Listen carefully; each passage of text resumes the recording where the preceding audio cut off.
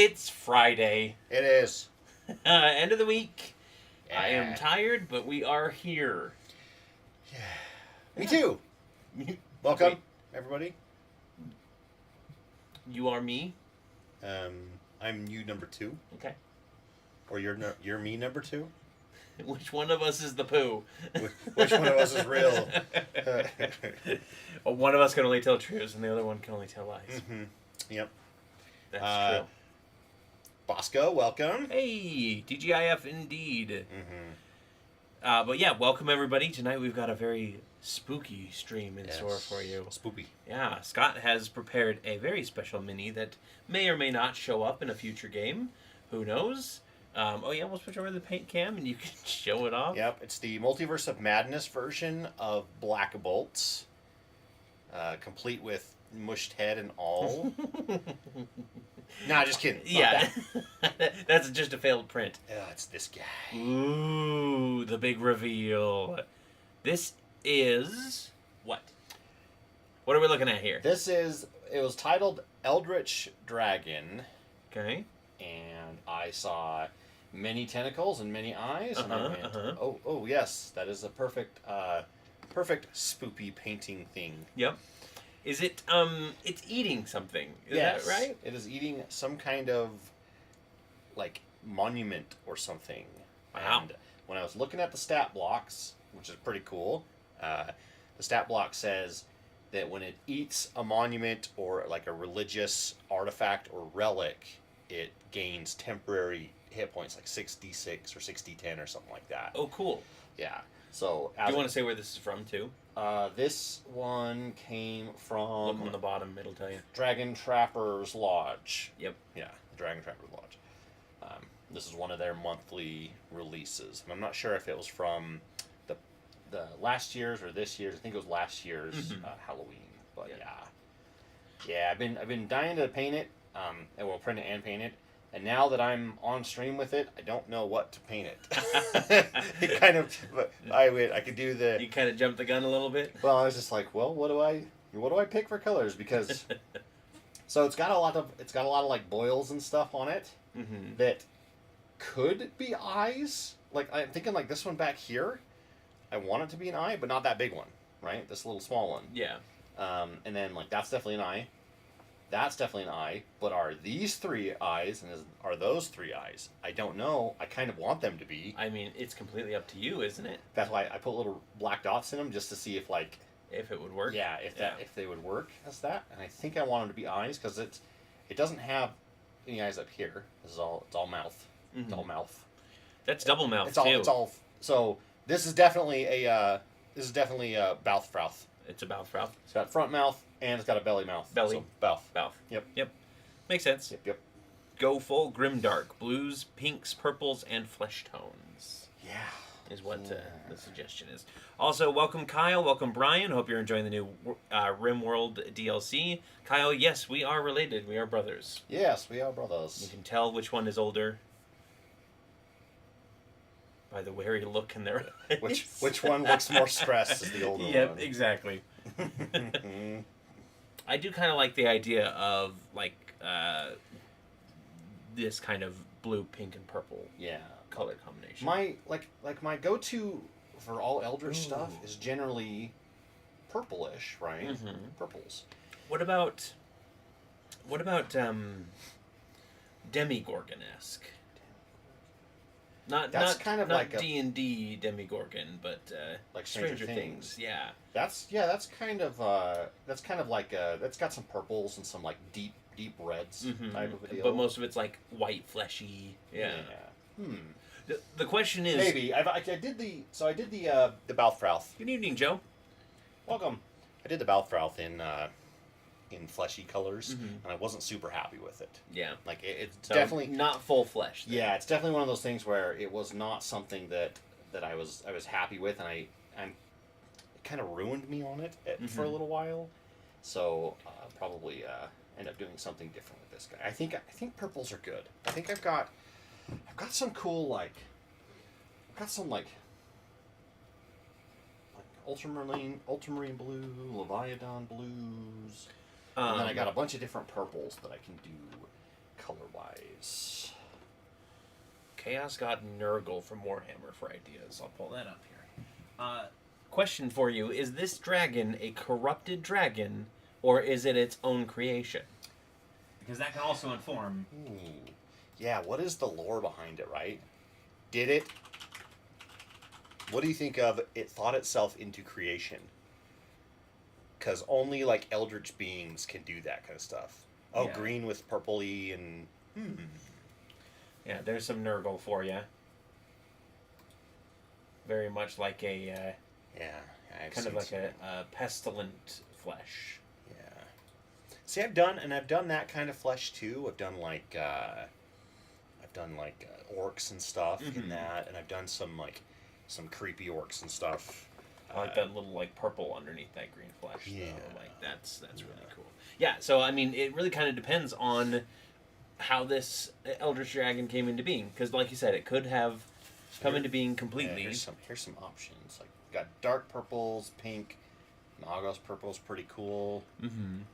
And then you got like your different colors of blues going down. Joe says, update on his house. Drywall's done. All the seams are taped. Getting another layer of mud tomorrow. Woo! Nice. And you're having someone do it because drywall is the worst part of any renovation whatsoever. Yeah. Yeah, it's a pretty sweet dragon. Corrupted dragon. It's Cthulhu's pet. So Like maybe I would even put an eye like right there in the back. yeah. You know, just be like it thought itself into existence, not knowing what a dragon should look like, right? Uh-huh. Just hey, it has some limbs. It's got 4 limbs. Okay, I've got that. It's got some long things on it. Yep. You know, Got a couple of I those. got a couple of those. Yeah, Sprouting out the back, on the horns. tail. Oh, definitely horns. Uh-huh.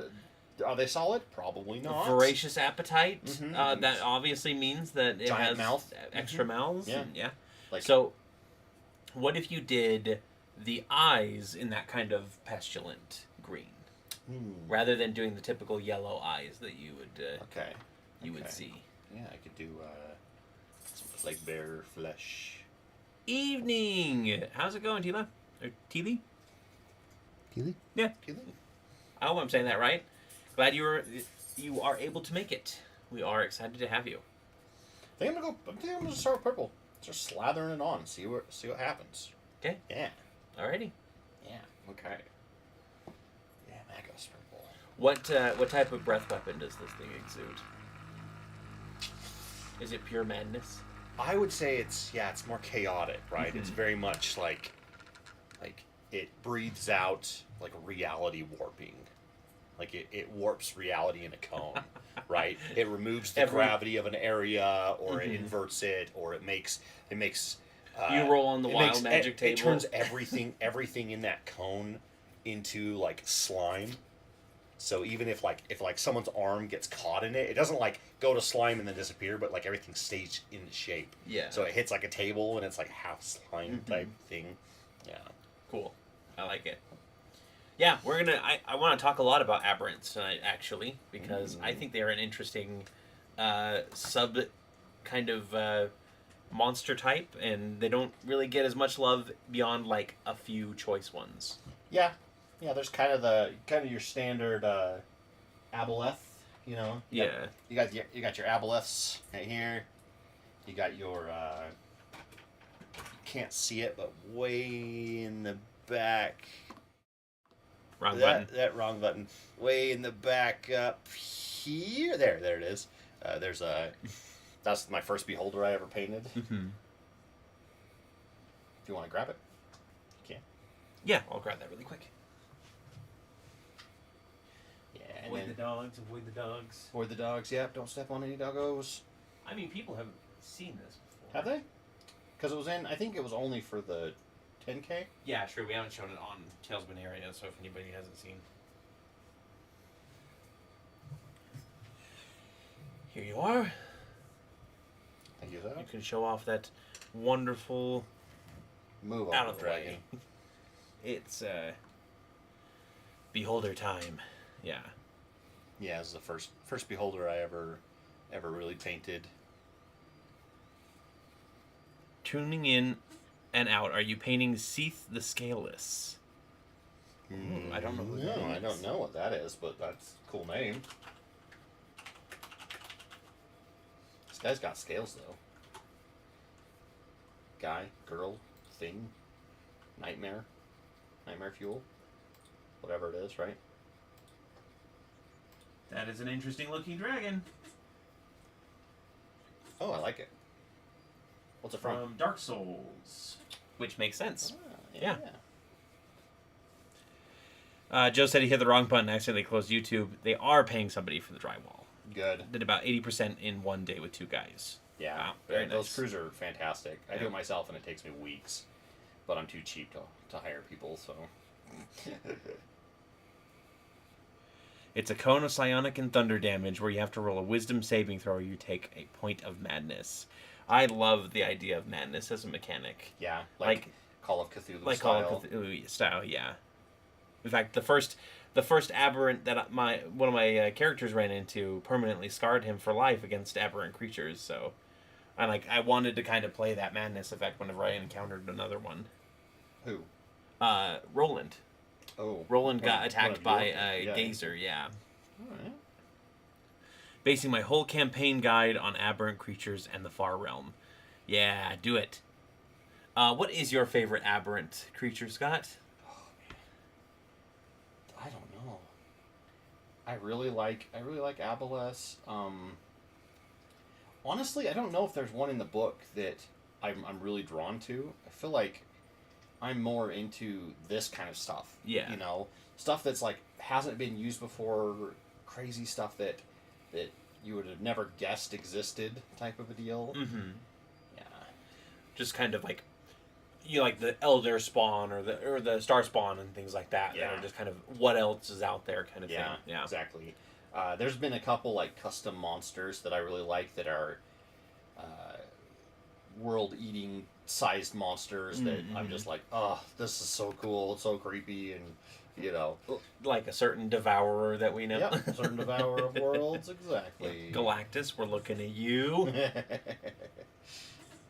Yeah, the lack of symmetry does really add to the creepiness of this dragon. Like Yeah. it very much feels like wrong because it's not. And that's why I'm kind of like it formed itself, right? Maybe Yeah.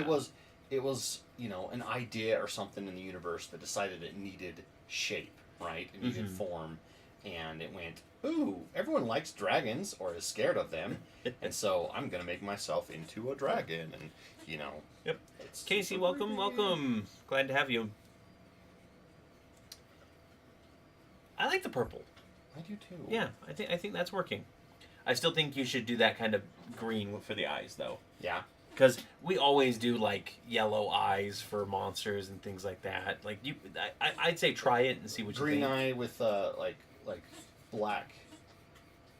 So I think you could do green with the yellow pupil. It'd be okay. Yeah. Yeah. Yeah, I also, I think I want to do a bunch of different kinds of eyes. How about that? Different colors, different sizes, different styles. One of them's definitely a goat eye because goat eyes are freaking weird. If you haven't seen them, go look them up. Yeah, they are terrifying. They look creepy and they're weird, and it makes them look more derpy than normal. I will be right back, Ashley. Riff, Scott, riff. Riff? Riff. I'm painting.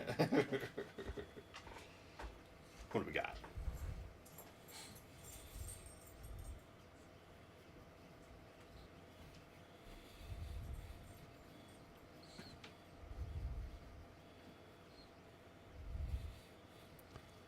Gathered our first session of the Indian almost 2 months last night since we didn't have to work on the house. It was great. Ooh, I like that. Killing your tanks with fire elementals. I feel like the elemental plane doesn't get used as much as it should. And it's one of those things where it feels like something super important. Like there's so much magic and stuff tied to the elements in D&D.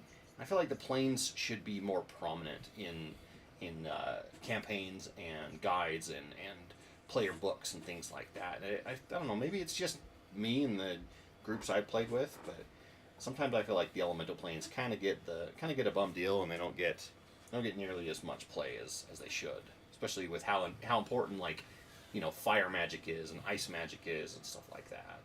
Yeah, I get you. I know what you're talking about. Yeah, I've been here the whole time. No, but it is one of those things that I think most DMs kind of shy away from because elementals are a really easy trope to do, right?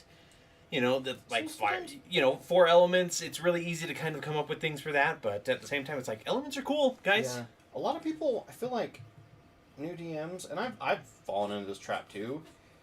Have fallen into the whole I don't want to do things that have already been done, right? Mm-hmm. Well, A, everything's already been done at some point, but B, there's nothing wrong with classic monsters. Yeah. Classic D&D stuff, classic. Yeah. Especially when you've never encountered those before, right? Mm-hmm. If you're a new player, like, encountering an Intellect Devourer for everybody else might be like, oh, they're just throwing in the classics or whatever. But it's like, have you ever actually encountered an Intellect Devourer before? No. You have to do that at least once. I think that's going to be an awesome base color. I agree. That will be a great base color. And then we gathered for our first session of the Indian... Wait, what? That was what we're talking about. Oh, okay. I'm just behind. That's fine. Mm-hmm. Going back to aberrant creatures, can you guess what my favorite aberrant creature is? I don't think so. Throw out your guesses in the chat, too. I'm very curious to see if anybody can guess it. Give us a clue. Or give me a clue. No, if I give you a clue, it's gonna give it away. A Gorillion. Ooh, that's a good one. No. I don't think that's a aberrant. monstrosity. It's a monstrosity. Yeah, that's got to be a monstrosity. I think I love aberrant creatures, but I know more monstrosities. Yeah. Mainly because I played a character that hunted them. You would think that like most monstrosities would fall under aberrations, right? But they're too distinct. Beholder, no, not a beholder. Although I do love a beholder. I think they are a unique creature, especially when you can play them. I don't want to say properly because there's no real wrong way to play them, but like play them to the point where they fight other beholders the minute they see them. Mm-hmm. They dream up new ones. Yeah, that's how they reproduce. Mm-hmm. Okay, fine. Here's a hint. It's the only good aberration. A dead aberration. That is the only aberrations that I like. Thank you very much. Yeah. So they killed my mother. So a little wet blending on the tentacles there. Nice. I kind of wanted to do some alternating, like I said, it's such a bizarre creature. It doesn't understand how normal creatures are colored and stuff. Yeah, maybe we do that thing where it's like some of the tentacles are fresh, so the area around them is bruised, or they're like really pink. Yeah, really colored in. Yeah. No, you're gonna laugh. You're gonna know what it is exactly. What I tell you though. It is a flump. Flump. Yep. The mighty flump is my favorite aberration of all time. That makes sense. Yep. Cory is a flump. I do love a good flump. They are such interesting, weird little creatures. It sounds like a weird sex move. I love a good flump. I do love a good flump. In the evening, in the morning, whenever. I'm gonna pull up their stat block. Yeah, I'm gonna pull up their stuff so that we can kind of listen at what a flump actually is. Because I'm sure most people they know the flump. If you haven't seen it, go look up a picture. You've seen it before. You've seen it. I think it's fun because it's an aberrant that's not doesn't try to kill you. Yeah. That's one of the fun things about it. It also could try to kill you. It can, yes, but in general, they're pretty peaceful, right? Mm-hmm. The mysterious flumps drift through the Underdark, propelled through the air by the jets, whose sound gives them their name. So it's farting. It glows faintly, reflecting its mood in its colors. Soft pink means it's amused, deep blue is sadness, green expresses curiosity, and crimson is anger. They communicate telepathically, though they resemble jellyfish. Flumps are sentient beings of great intelligence and wisdom, possessing advanced knowledge of religions, philosophy, mathematics, and countless other subjects. Flumps are sensitive to the emotional state of nearby creatures. If a creature's thoughts suggest goodness, a flump seeks the creature out. When facing creatures that exude evil, a flump flees. They feed by siphoning mental energy from psionic creatures. and they can be found lurking near communities of mind flayers, abelisks, githyanki, and githzeri. As passive parasites, they take only the mental energy they need, and most creatures feel no loss or discomfort from such feeding. Consuming psionic energy reveals the thoughts and emotions of the creature on which they feed. Since so many of those creatures are evil, they are often subjected to thoughts, emotions, and hungers that sicken their pure nature. When they encounter good-hearted adventurers, they eagerly share the dark secrets they have learned in hopes of casting down their evil sources of energy, even if doing so means that they seek out new sources of nourishment. New friends! Mm-hmm. Help me. Let me tell you all the terrible things that this guy has done. Even, like, he's my food, but, I don't want him to be. They live in a complex and organized group called cloisters. Cloister. Is that how I say that? Cloister? Like the Pokemon? Yeah, but more like a religious collection. Maybe. Yeah. Within which each flump has a place and purpose. These harmonious groupings have no need for leaders, since all flumps contribute in their own way. Nice. They are nice little creatures that just passively feed off of negative energy and then help players out whenever you encounter them. That is wonderful. I think that I want to use this guy in one of my games. Yeah. But it's definitely going to be a much higher level monster. Oh yeah, that is. This is definitely not a level 3 or 5. This is like you got to be 10 to 12. Please don't put this us up against this, because here's the inevitable: it either destroys us and we go, oh well, that felt kind of unfair. Yeah. Or we destroy it and we get a way too large sense of superiority as far as killing things go. And then have to be humbled later again. Yeah. Trust me, if you let your party get away with extreme combats, they'll stop fearing anything. Yeah. And I am painting all the spikes, but I think I want to go through later and detail all of them to be teeth, basically. Because it's like, it read the minds of some people that have dealt with dragons, and what's the first thing on your mind when you think of dragon? A big gaping maw full of teeth. Yeah, but where does it come from? A maw full of teeth. That's true. And so it's like, ooh, yeah, teeth. And so it starts putting them everywhere. On the tail, you can see them all the way down the tail and the back. And... I've got a crazy idea. So, dragons love gold, right? That is one thing that they're known for. Yep. What if it uses part of its body as a lure to draw in adventurers by disguising it as gold? Okay. And so, maybe the tip of the tail is gold in color. Yeah, okay. Yeah, or, maybe blend it between the two kind of thing, it's currently changing back, or that it kind of stays in that regard. That way it can draw people in and then pull the tail back and all the eyes open up. Yep. Kind of thing. Yep, it looks like almost like gold coins when it's sitting there, kind of camouflage. Yep. Yeah. Okay. That actually does make me think that the eyes should be golden too, to make it look like. Again, we can do some as gold. Not all of them. Well, now I'm just thinking about it as this character, right, or as this monster, and it does seem like having gold eyes would make adventurers go, oh, there's the glimmer of gold over here. Do a base of bone white and then do a light wash of pink or green so it looks irritated.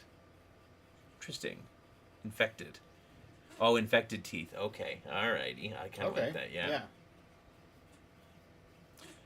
Joe, that sounds like a crazy time. Fire traps galore in an Efreet temple with an open portal to the fire plane. That's crazy. And yeah, flumps aren't really something that a lot of people know about. I know about them because I love the Order of the Stick books, and they are referenced in that series often, or in those comics often. So I'm kind of a little bit more as far as flump knowledge goes. You are a little bit more. But even then, I had to reread them because I don't use them too much. Yeah.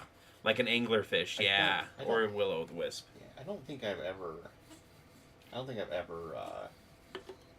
So I like the idea of the tail being gold, shiny, or like shiny silver. Maybe I'll do like one is silver, one is gold, type of thing, because maybe that's like shiny weapons, Ooh, yeah. sticking out of the ground type of thing, and then eventually we'll go, ooh, cool, free weapon, and then end up getting ambushed. Well, now you make me think that it uses that tail and stabs it into the ground, lurker style, or Zerg style, where it stabs into the ground and then shoots a spike up underneath somebody, too. Like, it is a being beyond our comprehension. It's true. So Yeah. it could do any of those things. It could do none of those things, or it could do all of those things. Give it an I-beam attack out of all of its eyes, random directions. Okay, I got an idea. Okay. What about if I switch from this point? I'll switch over to a darker purple down this side of the body. Ooh. So it's kind of like I said, it's doesn't understand, the colorations and stuff. Yeah. Yeah. Okay. That would be pretty cool. Yeah, I mean, there are some other good aberrations out there. Obviously, you've got your illithids and your beholders, right? And in that same vein, love illithids. Yeah. Elder brains. Yep, Elder Brain is also like in that category. You showed off the aboleth, like the Burbling, if you've heard of that one before. I don't remember that one. You probably heard somebody shout the word Burbling. They are a burbling brook. They're kind of interesting because they kind of just look like imps, almost, but they're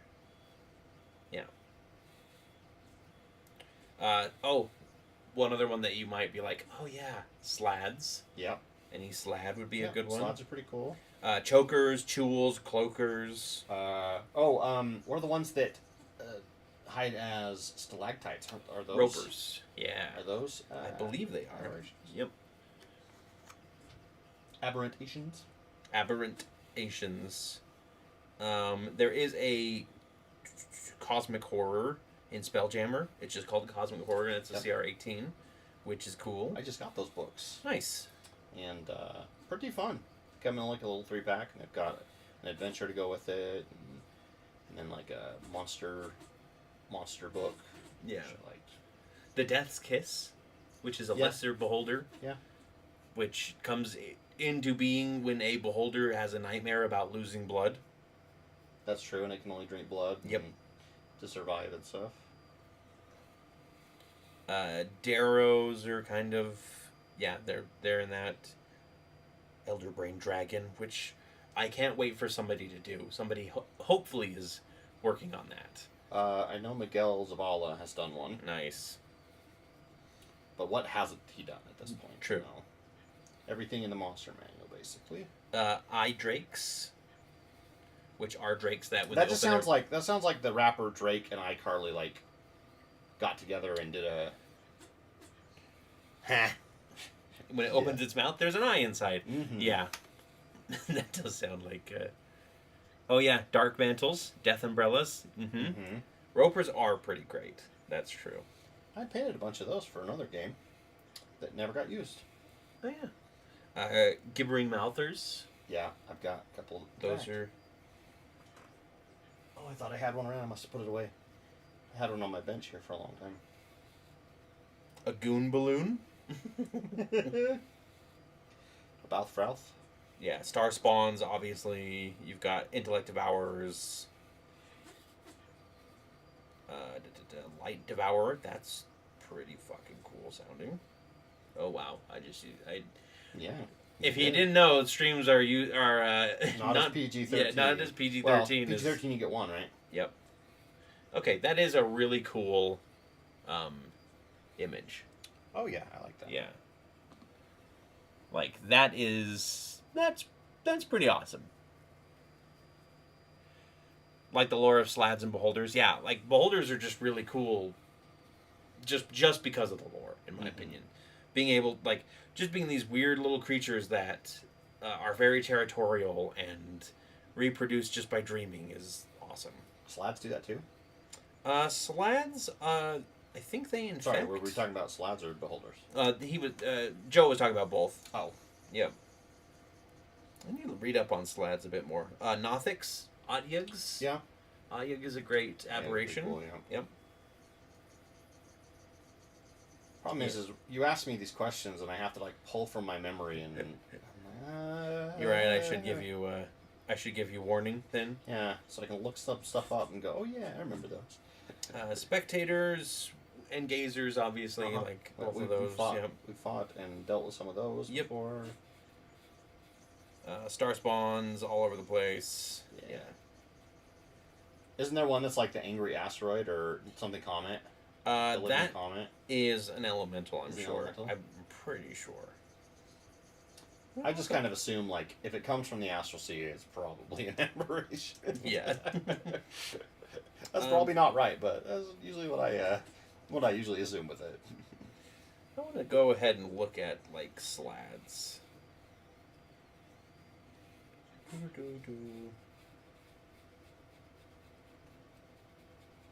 I need to pull up the actual like source book though for that. Monster manual. Where's the monster manual? Come on, there you are. Where are you, monster? Where are you, monster manual? Where are you? I used Gibbering Mouthers. I used Gibbering Mouthers once, but did not. Gibbering or gibbering? GIF or GIF, right? It's Gibber, so gibbering. But did not exercise their full potential. I was still learning. Yeah, it always sucks when you're like, oh, this monster's really cool. I'm gonna throw it in, and then afterwards you're like, they could have done so much better. You can turn anything into an aberration. Yep, that's true. Yeah. Yeah. That's one of the things that I love. Like that's why I was thinking about his breath weapon being like twist in reality type of stuff. Yeah. You know. Okay, let's look up slants. Enough. Let's look up the slotty. Lottie. In the ever-changing chaos of limbo, bits of forest and meadow, ruined castles, and isolated islands drift through a tumult of fire, earth, water, and wind.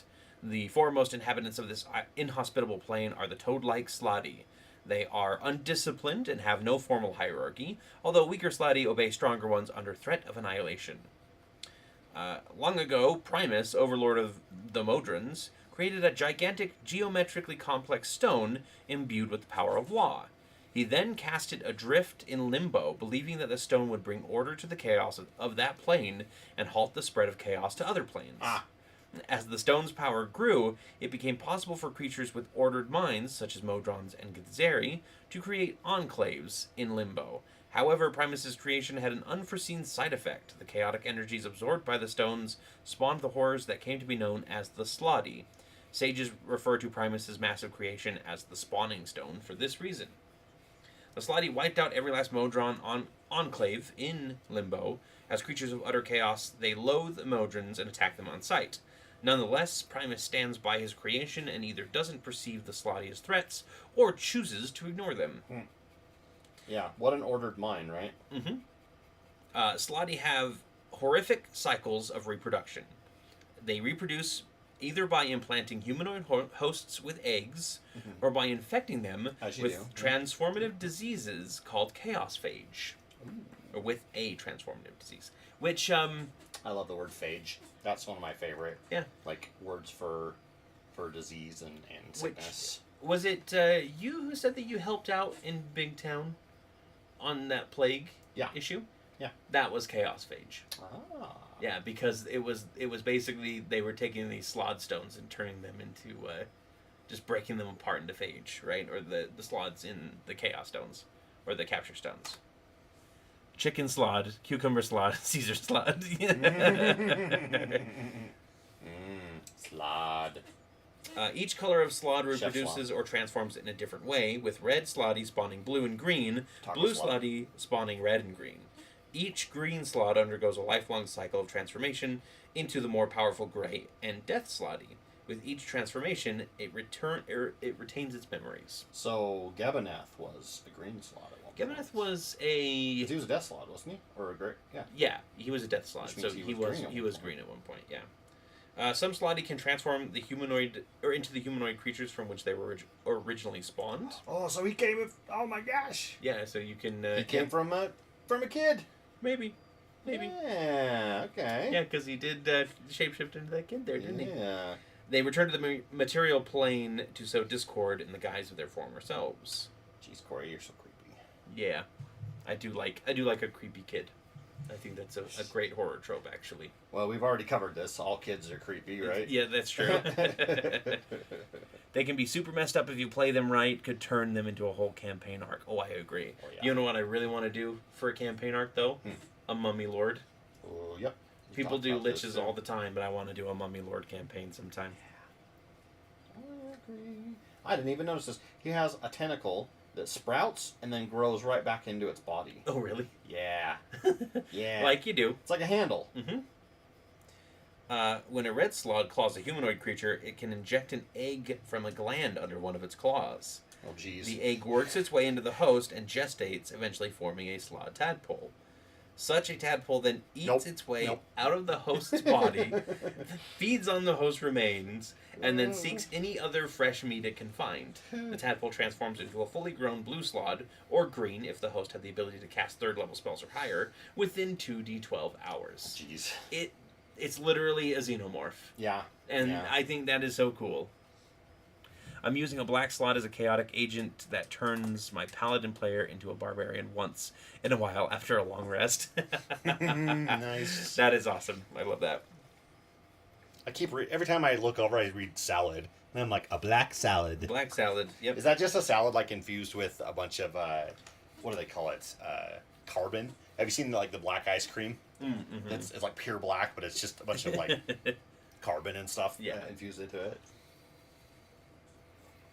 The bone hooks that protrude from the back of a blue slod's hands inflict a terrible transformative disease on humanoids wounded by them. This infection, called Chaos Phage, transforms its victim into a fully grown red slod or green slod if the host was a spellcaster, able to cast 3rd level spells or higher, which means that kid was pretty powerful. Yeah. He was a prodigy. Yep, he was a prodigy. What do you think about this, Cory? I'm doing some Oh, corrupted let's take a look. Green flesh looking stuff. Like it's gonna shift from purple to green. Oh, nice. I think having like disparate colors is a good idea. Yeah. Just kind of like random colors in there. Yeah, he's right here. Dog check. Dog check. Welcome home. My wife, everyone. My wife. My wife. Green slotty are surprisingly intelligent and possess innate spellcasting ability. A green slot can change its shape to appear as a humanoid. If it was born of a humanoid host, it usually adopts its host form. At some unpredictable point in its existence, a green slot unlocks the means to magically, instantly, and permanently transform itself into a gray slot. Unlocking this knowledge can take years or even decades. Now, I say slod, but I can also say slad interchangeably. Is that like official? I don't know. That's just me. Outside of Limbo, Grey Slotty act as living extensions of the will of their masters, the Death Slotty. Grey Slad journeys to the material plane on errands of doom, often taking humanoid form. A Grey Slad learns how to master the use of a greatsword and imbues it with its own innate magic. The Grey Slad then that eats the entire corpse of a dead Death Slot instantly transforms into a Death Slot. Eat the whole corpse, though? You have to eat the whole corpse. Oh, there's just one more bite. Claws and all. You have to munch the bones, yep. And then Death Slotty are suffused with energy from the negative energy plane and exemplify evil's corruption of chaos, and they take sadistic pleasure in bringing harm to others. They propagate their race by dragooning mobs of red and blue Slotty and invading other planes. Humanoids who survive the incursion become incubators for new Slotty. That's delightful. Yes. Yes, lovely. And then you can also do like a control gem variant for them. When they emerge from... Hey, hi, buddy. We have our own little Slotty trying to play now. Mm-hmm. Wonderful. Yep. Hey, he said, hey, you're not paying attention Yep. to me. When it emerges from the spawning stone, the stone magically implants a fragment of itself in the Slot's brain. The fragment takes the form of a magical gem roughly the size and shape of a human child's fist. The gem is the same color as the Slot.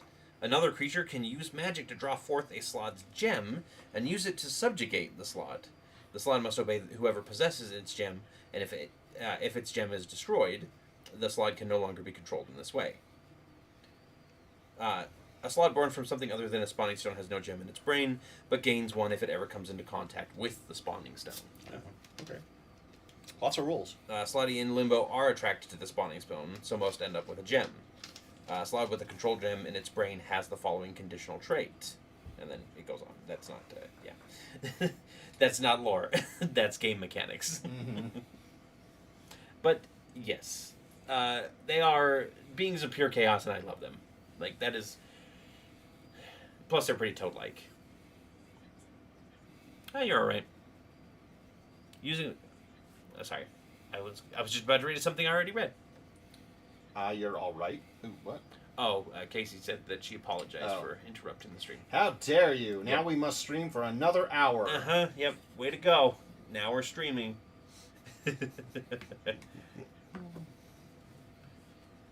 I'm liking this so far, Scott. You got a really good thing going here. Yeah, I mean, it does look kind of haphazard, and yes, it is, but I feel like I said, with the lore that I'm building behind this, I feel like it works. Like patchwork, skin. And if not, we'll just melt it down. I'll just print a new one and try again. Yep.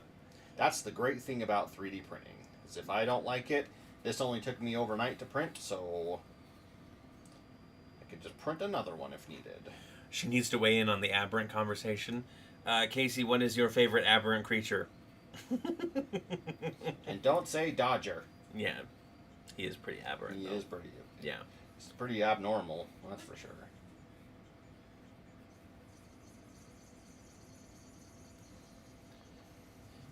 Yeah. And then once I pick out all the details and stuff, like all the teeth and everything, all the eyeballs, I think it'll be pretty cool. Nice. Eyeball. Sorry, what was the question? What is your favorite aberrant creature in D&D? Come on, it's pretty simple. You know all of the aberrant creatures, right? Don't I spout them in my sleep? She says, Cory. Hey! You know what? You're a DM. You are all the aberrant creatures. No, werewolf is a humanoid or monstrosity, I think. Yes. I think it's a monstrosity, yeah. Yes, it's something. Think like tentacles. Oh, the false hydra. Yeah. Yeah. Okay, fine, yes. Sure, the false hydra. You get that one. Ugh. You win this round. You win this round, wife. I think a werewolf is a monstrosity. We will find out, though. It's not under W. It's under L for lycanthrope. Lycanthropy. Lycanthropes are, drumroll please, Oh, sorry. humanoids. They're humanoids. They're humanoids? Yeah, because lycanthropes or lycanthropy is usually a curse, right? Yeah. It's less of a, less of a magical creature or whatever. I mean, it's a magical curse, obviously. Yeah, it's a humanoid with a curse. Yeah. But it's still technically humanoid because they take hybrid forms, right? Yep. Flick some red and green paint on when you're done so it looks like blood and bile splatter. Oh, yeah, I could do that. I might do that on the base, actually. Oh, yeah? Yeah. Like, it just got done. There was an adventurer standing on the thing, and he... You could even do, like, some dripping bile and blood down the... Oh, yeah. Down the I was planning on thing. doing a bunch of, like, a couple strings of saliva and stuff. Yeah. From the mouth. From the mouth. The mouth. The double mouth. Yes. Yeah, there's a lot of really cool, unique monsters that you have that I want printed. Don't know if I'm going to use any of them, but I want to see them printed, for sure. I do too, and eventually I'm going to get enough display area to have them all set up and displayed, and you can see the progress of painting slowly, very slowly, very very slowly, very slowly, yes. increase. Minutely increase. Yes. Very, very slowly. Mimics are monstrosities, by the way. They're not aberrations. Yeah, that makes sense. Because anything that's created by like a wizard, that's true. Yeah. it usually is classified as a monstrosity. Yep. So wizard is like, animated chest needs more sticky tongue. Yep. I gotta protect my investments. He was feeling very lonely. What and he gave it a long tongue. What is the official D&D origin of a mimic? Because I'm just enjoying reading off lore tonight, apparently. Lore. Huh. What is it good for? Absolutely everything. Okay, so it's just mimics were originally created by wizards to protect themselves from treasure hunters. Yeah, that makes sense. Yeah. It's like we were talking about Dungeon Roombas earlier in the chat, in the Oh, Discord yeah. chat. Yep. Join our Discord, by the way. Yeah. Yes, Yeah. please do. There's lots of fun conversations, like Dungeon Roomba. Yep. Those were probably created by wizards and stuff, and to keep places clean and protected. Let's see. I'm gonna say yes. Let's see. And we're talking about a gelatinous cube. Gelatinous by the way. cube. Yeah. I have one on my desk actually, right over there. Oh yeah, he's holding a D20. Yep. Whoop. Yeah. He's dusty too. Yeah, he's a little dusty. A little bit. Now I want to make a wizard subclass that can slowly turn its familiar into monstrosities, like a crazy pet class wizard. I do like the idea of like a mad science wizard, right? Yeah. The Dungeons of Drakenheim stuff that just came out does a lot of like, what do they call them, the alchemist or something? The apothecary. Their class is the apothecary, and they do like mad science level stuff. Yeah. It's pretty neat. Not full blown. It's just a subclass, right? Just a new subclass. Let's see. I don't want to know the origins outside the game. I want to know their ecology. Econology.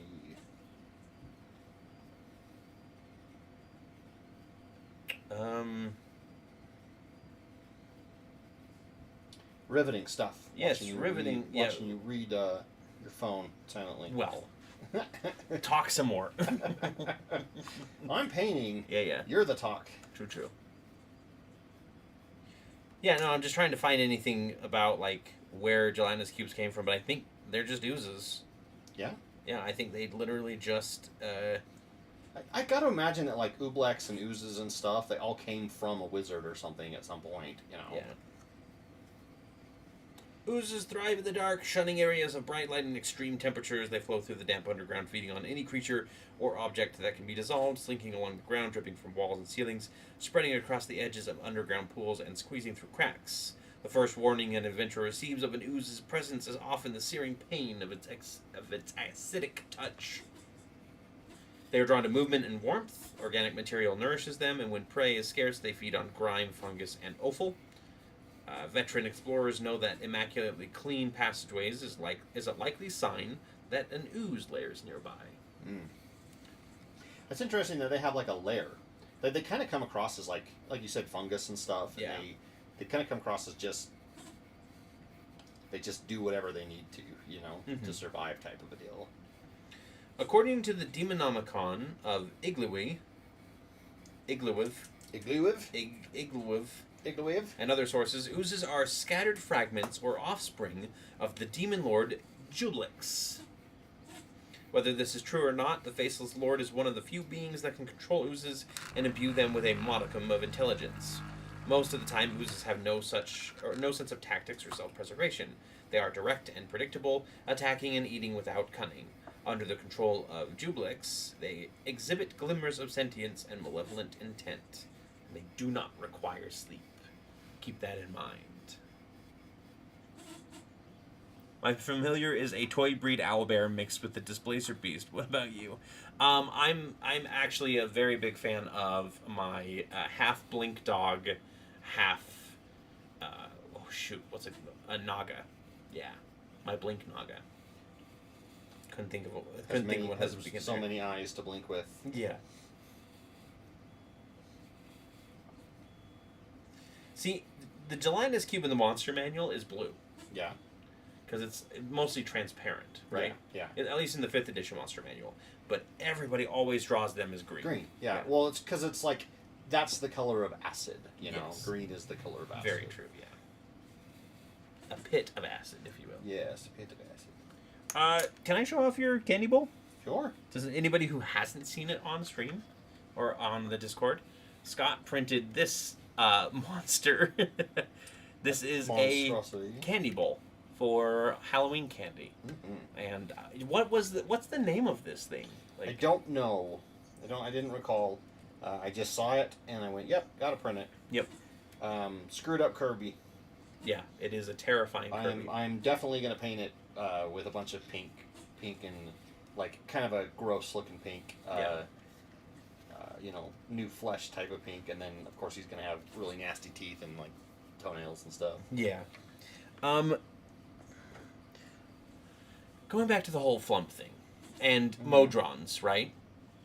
How do you feel about running good monsters? You hate running? Obviously, I hate running. What kind of printer are you using? Patrick asks. Welcome to the stream, by the way. Which one? Because I have ones back there, like this guy. Fingers. That one's printing. Right now, I've got another little smaller one right here. Yeah, just go roll them. You have those are both FDM, so they're both the filament style. What brand? Printers. They're both Crealities. One of them is an Ender 3, and the other one is a CR10S. And then in the other room, in my laundry room, I have a resin printer that is a Elegoo Saturn S. And that's where I print this guy off, because that gets the most detail. That's where I do most of my monsters from. But I have done some terrain, and I try to do really big pieces of terrain, like rocks and trees and stuff, on the filament, because it's a lot cheaper. Yeah. And they're quite a bit more durable, so if they get knocked around during a game, it's not that big of a deal. Yeah, Bosco, if you're looking for some extra inspiration about biomancers, take a look at the Simic Guild from Ravnica. You play Magic, you know who the Simic are. What am I saying? Yeah, because like they are definitely what I would think of when I think biomancer, for sure. Yeah. But I was wondering, like, do you like the idea of playing or of having your party fight good monsters? Because personally, I love the idea of good monsters being just as relevant as bad ones as far as your party is concerned. Yeah. Because I know I think there was a little bit of flack over you guys fighting and killing an angel, a force for good, and with 2 paladins specifically, or 1.5 paladins. Colby's a half on everything, let's be fair here. He's like a third paladin. Yes. But I always love the idea of like the Holy Crusade gone wrong. That is a really cool plot point that I love to include in my games. Yeah, I don't mind it. Being a Star Trek nerd, every planet is planet of hats. Yeah. In Star Trek, and so it shows. They're Romulans. They're all deceitful and duplicitous, and and it's they're Klingons. They're just a warrior race, and it's like I don't like that. I don't like the generalization of them, because I'm like, there's no way that an entire species of billions are all the exact same, unless you go the route of hive mind / cyborg, AI controlled cyborg race, right? Yeah. And that, to me, that just makes sense as far as that goes. Yeah, if they're Borg, they're they're pretty single-minded as far as that is. Yeah, I don't know. I really like the idea of making or of taking the angels and stuff. And angels are actually one of my favorite D&D monsters or fantasy monster types. I just think they're really cool. I just think they're neat. Like potatoes. We come in peace, shoot to kill. Monsters have feelings too, gestures at hug and kes. There are 2 sides to every coin. Yes, exactly. Yes. I counter that argument with this. Politicians. Some monsters do not have other sides. Yeah. Well, they're just Yanti in disguise, right? Yep, just a bunch of lizard folk. Yep. Not Yanti. Yanti are snake folk. What's a lizard folk besides just lizard folk? They're called lizard folk. They're a bunch of dragonborn in disguise, guys. I mean, they're dragons, right? Yeah. greedy. That's the billionaires. That's their hordes of stuff. Dracolings, right? Remember? Yeah, that's true. From Fred the vampire accountant. Yeah, that's true. Dracolings are like businessmen, greedy little bastards. Yep. Yeah, there's a lot. Like, what are your top 5 fantasy races, off the top of your head? Because again, I didn't give you any prep time for this. Illithid. Okay, number 1. Yep, love the Illithid. They don't have to be in any particular order. Just like. I mean, I'm a little biased towards Warforged at the moment. Okay. Mm-hmm. Kind of always have been, I guess. Yeah, Warforged. I do like. I've been liking the Githyanki more and more. Okay. Just partially because of the Illithid connection, and mm-hmm. I really like their aesthetic. I like the green skin and like the black triangle stuff on them. And, yeah. Mm-hmm. So that's 3. Ooh, I really like the plasmoids, the slimes. Oh, yeah. What, plasmoids? Plasmoids. Yeah, plasmoids. Yep. From that. From Starjammer. Or spelled, Starjammer. And I'm going to have to say one that is not D&D, but is another game that I want to play. I can't remember what their official name is, but they are sentient cactus people. Oh, yeah, from the Wild Sea. Yep. Yeah. Those are really cool. Yeah. They're like mutated cactus that became sentient, and they have arms and legs, and sometimes they have like extra cactus growth on them. Mm-hmm. They have no face. But they definitely have like they shape, sort of heads. Yeah. Right. So I mean, it kind of gives you a little bit of I guess I just like weird races. Because I'm already a human and I'm boring, so I don't care about them in fantasy, and I don't care about elves, which are basically just humans with pointy ears and live a long time. Yeah. Like dwarves are just squat humans. My 5 dwarf number 1. My 5 dwarves are 5 1. dwarves. 5 dwarves 5 times. Just dwarf. No, it's dwarves, centaurs. Okay. Yeah. Or centaur, Tarians, mm-hmm. basically. Like anyone that has like the half human body with the lower half, animal. Like really cool. Satyrs are good too, but they're not like I would classify like satyrs, minotaurs, and centaurs kind of in the same, a little bit in the same distinction, but not really. Anyway, dragons. I'm a very big dragon fan. I collect my own treasure, kind of thing. Well, Cory has a bunch of dragons on shelves and stuff by his computer, mm-hmm. and they're like Smaug and Tiamat and stuff like that. Yeah. But I think one of these days, it would be really cool for you to have a full like bookcase with glass doors full of like 3D printed versions of different dragons and stuff from all your different like your favorite artists mm-hmm. and things like that. Yeah. I think that would be pretty sick. Half human, half hippo. Ooh, yes. Love that idea. I am half human, half hippo. There is a you have a specific file set that are half dwarf, half bulls. Oh yeah. Yeah, they're like dwarf centaurs, which is like 2 of my favorite things right there.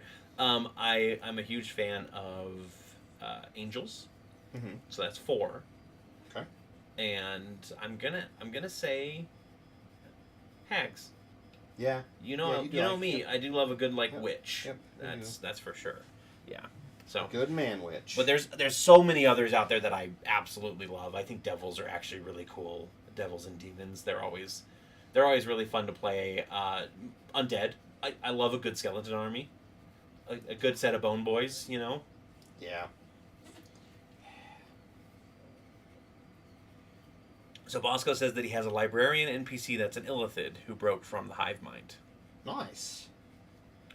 That would be tough to play. I mean, obviously in your game you can do whatever you want, but like lore wise, right? Illithids are very distrusted because the only time anyone ever sees them or hears about them is from bad stories. Yeah.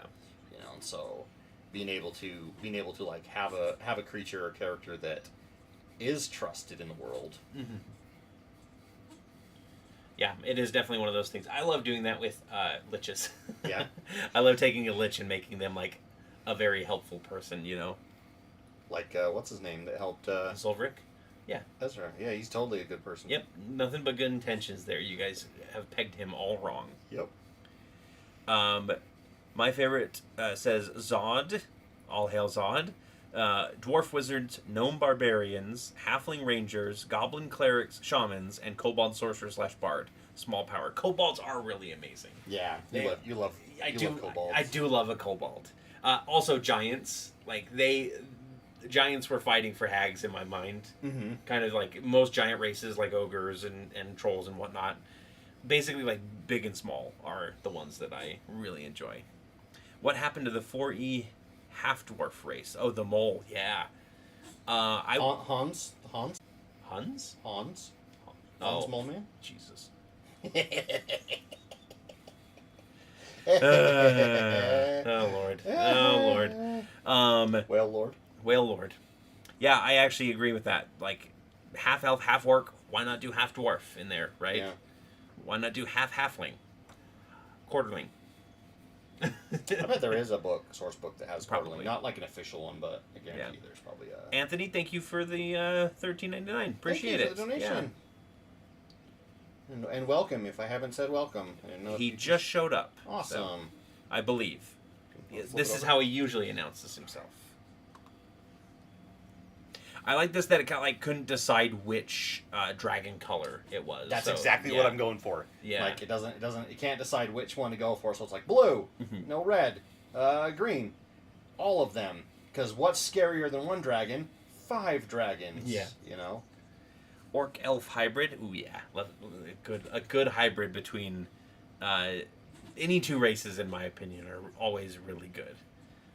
Anthony, another $13.99. Appreciate it. Thank you. Just dropping in real quick. Well, welcome. He was able to break free from the hive mind with the help of a psionic dragon and an empathetic scion. That's yeah. I mean that you would have to. You'd have to have two very powerful psionic creatures in order to overcome an elder brain. Oh, right? yeah, absolutely. Well, even dragons are scared of elder brains. You know. Yeah. With how much mental energy and mental power they have. Yeah, and then Bosco also said that he allows Wilden and Shard Mines from 4th edition as races. Yeah, I remember Shard Mines. I love both of those races. Again, there's a few races that they haven't done that I'm like, come on, let's get a rock person in there, or the plant person kind of thing. Isn't Critical Role Season 3, isn't the Barbarian, Talison's character... He's a Genasi, so I guess technically there is a little bit of... Genasi are different, though. They're typically depicted as just like slightly elemental traits on a human body. Sort of colored. Maybe like a little bit of like fire or watery hair or something like that, constantly just dripping wet. Did you see XP to Level 3's new video he did on how he builds money for his D&D live stream? Use my money to help with the setup. Oh, okay.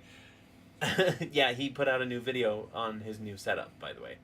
Oh, I saw something that he was doing, and they mentioned, like, this is our first time streaming here, we don't know if anything works, or whatever. Yeah, he posted like a 5-minute video about his new setup and everything. Oh, nice. I'll have to go check it out. I love that kind of stuff. I love seeing what everyone else is doing, and it always gives me ideas of what I can do for ours to make it better. Yeah. You know? You want to know something that I really love?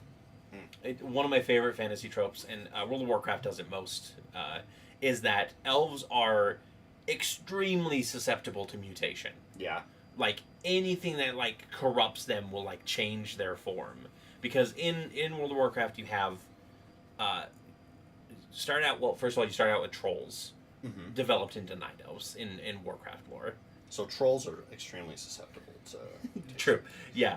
But once they became night elves, you got your high elves, you got your void elves, you got your blood elves, you've got your the satyrs in World of Warcraft are former elves. You've got Naga. You've got there's like the spider ones in the Broken Isles. Yeah, you remember those ones? Yeah, like basically, if there is something, a night elf can be it. It can become it.